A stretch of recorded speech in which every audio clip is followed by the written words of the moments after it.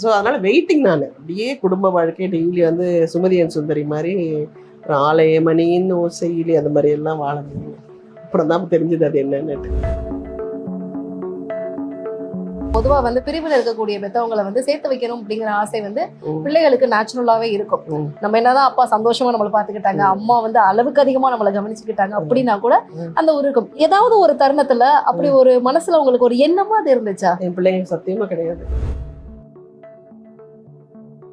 நம்ம யாருக்காக பிறந்தோம்? இன்னொரு கேரக்டருக்காக நம்ம பிறந்தோம்? நம்ம நமக்காக தானே. இப்போ நம்ம ஒரு பேரண்ட்டை சூஸ் பண்ணுறது கூட நம்ம தான் சூஸ் பண்ணியிருக்கோம்.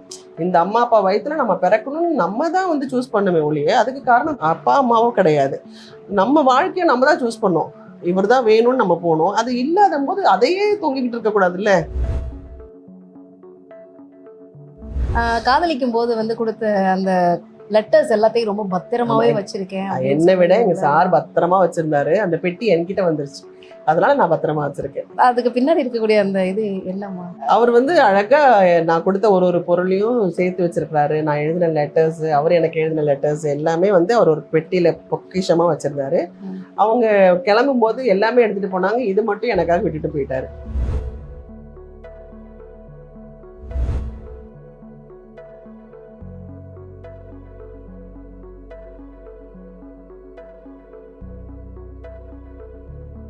சினிமாவில் வந்து ரொம்ப சின்ன ஏஜ்லேயே வந்து நீங்கள் வந்துட்டீங்க. அதாவது ஸ்கூல் டேஸ் எல்லாம் வந்து முழுசாக கம்ப்ளீட் பண்ணாமல் வந்துட்டீங்க.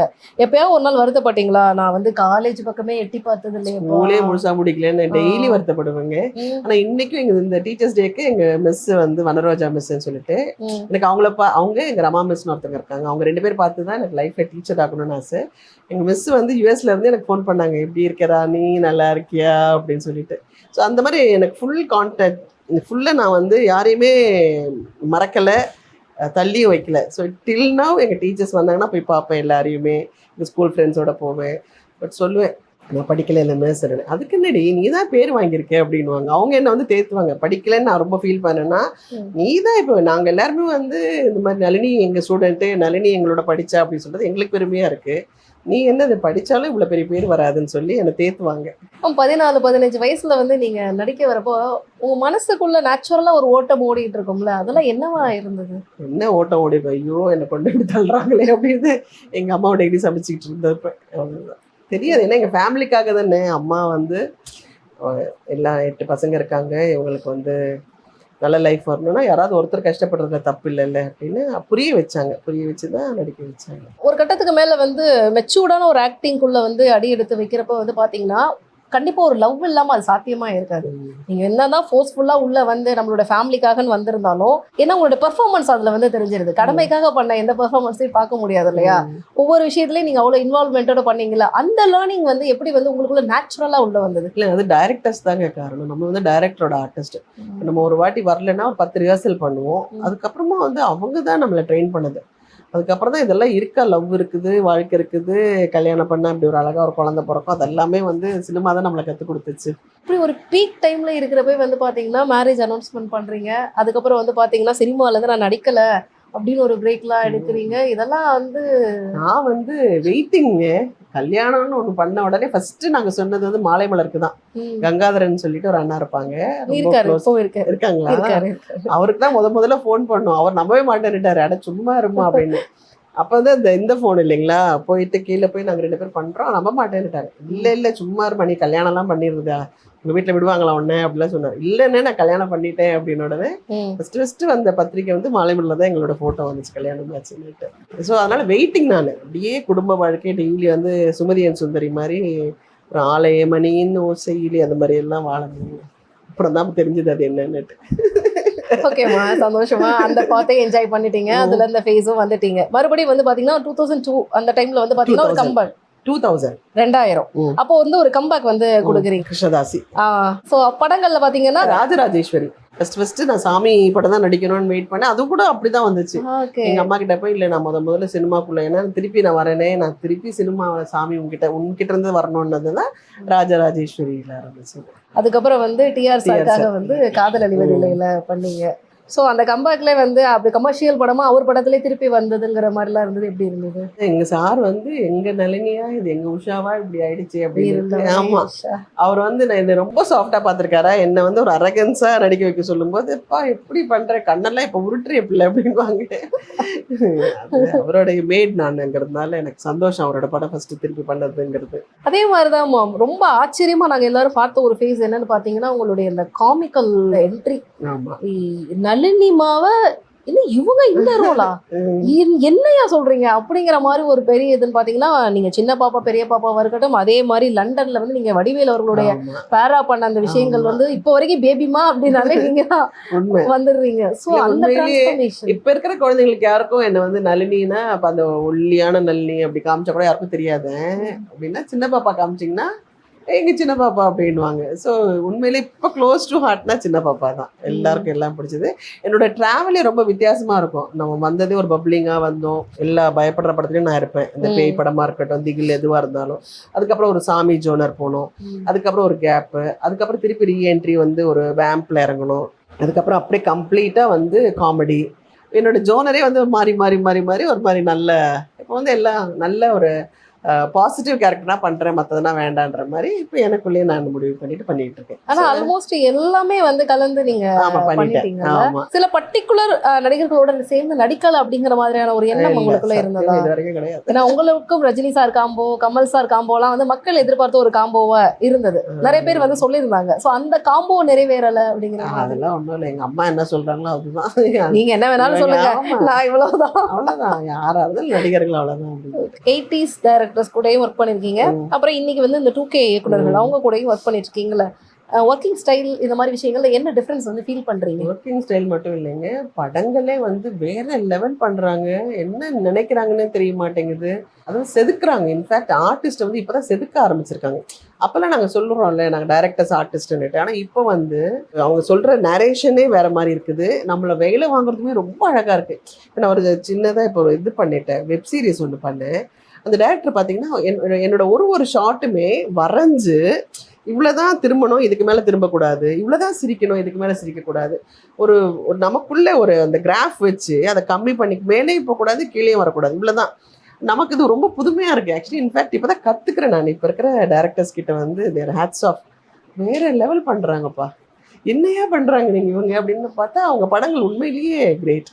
உங்களுடைய ஸ்டைலுக்கு வந்து அதை அடாப்ட் பண்ணிட்டீங்களா மேம்? ஏன்னா நீங்கள் வந்து 7:30 முடிச்சுடுவீங்க. இப்போல்லாம் சமீப காலங்களில் தூக்கம் அந்த மாதிரி விஷயங்கள்லாம் இம்பார்ட்டன்ஸ் கொடுக்குறீங்களா? அதில் எப்படி செட் ஆகுது? நான் அவுடோர் போக மாட்டேங்க, அவுடோர் வேண்டாம். தவிர்க்க முடியாததுன்னா பண்ணலாம், அது கூட சொல்லிடுவேன் நான். எனக்கு கொஞ்சம் வெளியாக தூக்கம் வந்துடும். 9 வரைக்கும் நீங்கள் போகணும், 9 o'clock மேலே வேணும்னா எனக்கு கொஞ்சம் முன்னாடி சொல்லிட்டீங்கன்னா கொஞ்சம் சின்னதாக ஒரு நேப் எடுத்துக்கிட்டேன்னா கொஞ்சம் ஃப்ரெஷ்ஷாக அப் ஆகிடுவேன் அப்படின்னு. பட் இப்போ அவுடோர் இப்போ ஹைதராபாத்ல இருந்து ஒரு 7 வருஷம் இருந்தேன். அவங்க எல்லாருக்குமே தெரியும் நான் வந்து 7 மணிக்கெலாம் போயிடுவேன்னு சொல்லிட்டு. ஸோ அப்படியே என்னை குழந்த மாதிரி பார்த்துக்கிட்டாங்க, கம்ஃபர்டபுளாக என்னை வச்சுக்கிட்டாங்க, நல்லா ஒர்க் பண்ணிட்டு வந்தேன். இப்போ வந்து போகிறோம், எல்லாமே இருக்குது, கடவுள் எல்லாமே கொடுத்துருக்குறாரு இல்லையா, நமக்கு இஷ்டப்பட்டு தான் பண்ண போகிறோம், இல்லைன்னா வேண்டாம்னு சொல்ல போகிறோம். So it's happy. 9 o'clock வந்து டெய்லி கேட்க மாட்டாங்கல்ல. ஆமாம், எப்பயாவது தான் கேட்பாங்க. அப்போ நம்ம ஒர்க் பண்ணி கொடுத்துடலாம். 2 பிள்ளைகளை வளர்ப்பதற்கான அந்த விஷயங்கள்லாம் எப்படி வந்து கையாண்டீங்க? ரொம்ப கண்டிப்பான அம்மாவா? கண்டிப்பான அம்மாங்க, ரொம்ப ஸ்ட்ராங் விமன். கண்டிப்பான ஆளா யாராவது நம்ப முடியும்? இல்லை, நம்பித்தான் ஆகணும், வேற வழி இல்லை. எங்க வீட்டில் எங்க அண்ணா பசங்கள்லாம் என் வீட்டுக்கே வர மாட்டானுங்க. பயம்னா நான் வந்து மார்க்ஸ் வச்சு தான் உள்ளே விடுவேன் நான். எங்கள் அண்ணன் தம்பிங்கெல்லாம் ஒன்றும் இல்லை, அடிக்கவே மாட்டானுங்க. இருடா அத்தைக்கிட்ட கொண்டு போகிறேன்டா சொன்னால் போதும், அடுத்த டேர்மில் பார்த்தீங்கன்னா அவனுக்கு நல்ல மார்க்ஸ் வாங்கியிருப்பானுங்க. இல்லை பேசாதேன்றேன். எங்கள் பிள்ளைங்களோட ஃப்ரெண்ட்ஸ் வந்து நல்ல மார்க்ஸ் எடுத்தால் தான் வீட்டுக்குள்ளேயே சேர்ப்பேன். என்னோட பையனோட ஃப்ரெண்ட்ஸ் பார்த்தீங்கன்னா எல்லாருமே CA எழுதியிருக்காங்கன்னா அதுக்கு சொல்லுவாங்க, அதுக்கு காரணம் ஆண்டி தான், இல்லாட்டி ஆண்டி வீட்டுக்குள்ளேயே விட மாட்டாங்க அப்படின்னு சொல்லுவாங்க. அந்த நேரத்தில் அந்த கண்டிப்பு தேவை பிள்ளைங்களுக்கு. ஏன்னா சிங்கிள் பேரண்ட்டு, பசங்க வந்து எங்கேயும் டைவர்ட் ஆகக்கூடாது, ஒரு சின்ன கண்டிப்பு. பட் இது கொடுத்தா தான் நான் அது கொடுப்பேன்ற மாதிரி நாங்கள் எங்களோட டீலிங்ஸ் அப்படி தான் இருக்கும். நான் எனக்கு பிள்ளைங்களோட இது எல்லாத்தையும் மீறி என் பிள்ளைங்க வந்து கேட்டாங்க, அதுதான் பெரிய விஷயம். அவங்களுக்கு நான் நன்றி சொல்லணும். நிச்சயமா பிள்ளைகள் எப்பவுமே பெற்றவர்களை விட விவரமா இருப்பாங்க அப்படின்னு சொல்லுவாங்க. ஸோ உங்களுடைய பிரிவெல்லாம் வந்து அவங்க எப்படி எடுத்துக்கிட்டாங்க? அவங்க எவ்வளோ மெச்சூர்டா அதை வந்து ஹேண்டில் பண்ணாங்க? இல்லை, அவங்க ரொம்ப சந்தோஷப்பட்டாங்க. இன்ஃபேக்ட் எங்கள் வீட்டுக்காரர் வந்து சொல்லும்போது, அப்பா தேங்க்யூப்பா, என் அம்மா எங்களோட தானே இருப்பாங்க அப்படின்னு சொன்னாங்க. ஆனால் பட் இட்ஸ் நைஸ் ஆக்சுவலி. நல்ல பிள்ளைங்க அவங்க. அவரும் கரெக்டாக ரொம்ப அந்த ஹர்ட் பண்ணுற மாதிரியான ஹஸ்பண்ட் இல்லை, அவர் ரொம்ப நல்ல மனுஷன். ஸோ இவங்க படிப்புக்கு, ஏன்னா அவர் பார்க்க நிறைய நம்ம ஆளுங்க வருவாங்க இல்லைங்களா, ஸோ அதில் டிஸ்டர்ப் ஆகக்கூடாது நான் ரொம்ப இதாக இருந்தேன். யாராவது வீட்டுக்கு வந்தா கூட பிள்ளைங்க வெளியே வர விட மாட்டேன் நான்.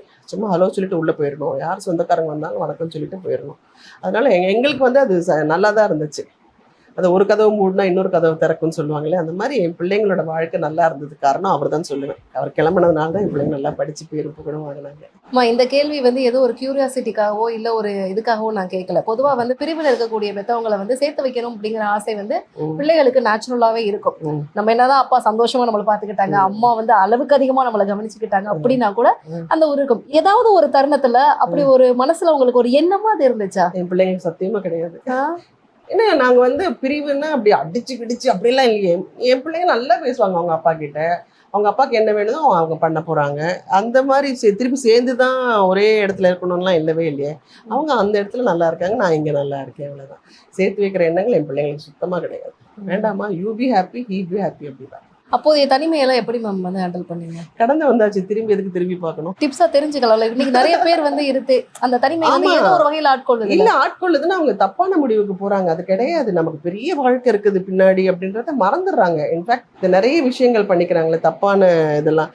நம்ம யாருக்காக பிறந்தோம்? இன்னொரு கேரக்டருக்காக நம்ம பிறந்தோம்? நமக்காக தானே. இப்போ நம்ம ஒரு பேரண்ட்டை சூஸ் பண்ணுறது கூட நம்ம தான் சூஸ் பண்ணியிருக்கோம். இந்த அம்மா அப்பா வயிற்றுல நம்ம பிறக்கணும்னு நம்ம தான் வந்து சூஸ் பண்ணுமே ஒழிய அதுக்கு காரணம் அப்பா அம்மாவும் கிடையாது. நம்ம வாழ்க்கையை நம்ம தான் சூஸ் பண்ணோம். இவர் தான் வேணும்னு நம்ம போனோம். அது இல்லாத போது அதையே தொங்கிக்கிட்டு இருக்கக்கூடாதுல்ல. அடுத்து நம்மளோட கெரியர் என்ன, நம்மளோட வாழ்க்கை என்ன, நமக்காக யார் இருக்கா, நம்ம பிள்ளைங்களுக்காக அட்லீஸ்ட் நம்ம பெற்றவங்களுக்காக தான் வாழணும்ல. அந்த தாட்ஸே வர மாட்டேங்குது. இத்தனைக்கு படிச்ச பிள்ளைங்க கூட தப்பு பண்றாங்க. உங்களோட இன்டர்வியூல இன்னொரு முக்கியமான விஷயம் வந்து நான் பார்த்து நேர்ல கேட்கணும் ஆசைப்பட்டது என்னன்னு பாத்தீங்கன்னா, காதலிக்கும் போது வந்து கொடுத்த அந்த லெட்டர்ஸ் எல்லாத்தையும் ரொம்ப பத்திரமாவே வச்சிருக்கேன். என்னை விட எங்க சார் பத்திரமா வச்சிருந்தாரு. அந்த பெட்டி என்கிட்ட வந்துருச்சு, அதனால நான் பத்திரமா வச்சிருக்கேன். அதுக்கு பின்னாடி இருக்கக்கூடிய அந்த இது என்னமா?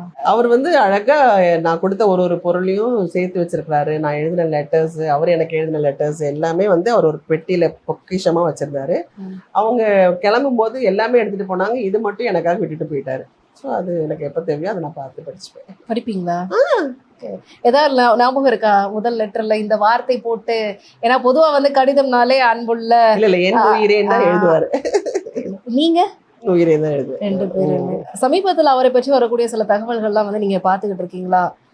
ஏன்னா அவர் கஷ்டத்துல இருக்கிறாரு, அந்த மாதிரிலாம் வந்து நிறைய விஷயங்கள்லாம் சொல்லிட்டு இருக்காங்க. அதெல்லாம் வந்து நீங்க பிள்ளைங்க நல்லா இருக்கும்போது அவருக்கு என்னங்க குறை? அழகா பாத்துக்கிறான் என் பையன்லாம். அதெல்லாம் ஒண்ணுமே குறை இல்லை. இப்ப ரீசெண்டா அவர் நடிச்ச ஒரு படம் ரிலீஸ் ஆச்சு, சாமானியன். நீங்க பாத்தீங்களா? இல்லங்க, நான் பாக்கல.